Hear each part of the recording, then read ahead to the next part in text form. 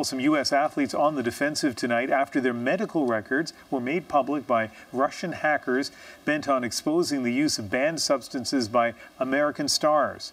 For more on the drugs that were used and the reasons given, here's Sarah Galashan. Sarah. And anyone who was watching the Rio Olympics will remember the quadruple gold medalist Simone Biles, the American gymnast, who we now also know takes the prescription drug Ritalin. Now, Ritalin is a drug that is banned by the World Anti-Doping Agency, but in her case, she did seek permission and was granted what's called a therapeutic use exemption to treat attention deficit hyperactivity disorder, ADHD. And so Simone addressed the allegation that she was taking this drug, writing on Twitter, "Having ADHD and taking medicine for it is nothing to be ashamed of, nothing I'm afraid to let people know."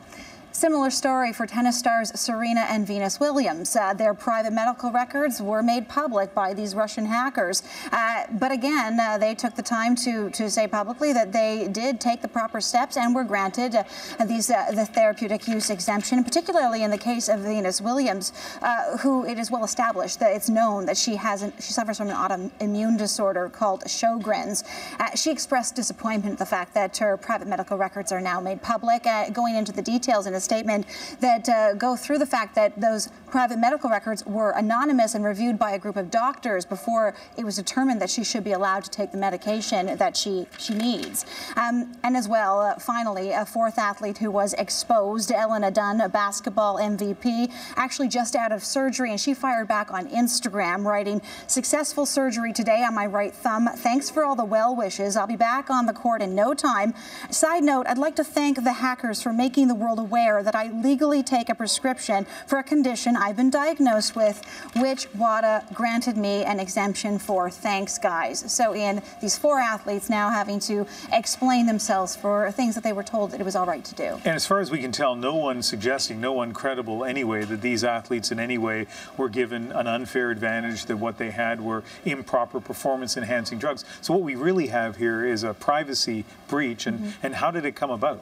Well, so these hackers gained access to WADA's database using what's called a phishing attack, and that was facilitated accidentally by the IOC, who created a valid account. Now, they aren't getting into details about how that happened exactly, except to say that they deeply regret it and they apologize for that. As for the World Anti-Doping Agency, they issued a statement. It reads in part that WADA has been informed by law enforcement authorities that these attacks are originating out of Russia. Let it be known that these criminal acts are greatly compromising the effort by the global anti-doping community to reestablish trust in Russia. Of course, a majority of Team Russia was banned from competition in Rio because of state-sponsored doping. As for these hackers, the Russian hackers, they're a group calling themselves Fancy Bears, and it's on their site here that they posted the medical records that reveal, well, really not very much other than privacy violation. As you say, it's a failed attempt to expose wrongdoing, but Ian, they say on this site that there is more to come. A different kind of attempt of vigilante justice.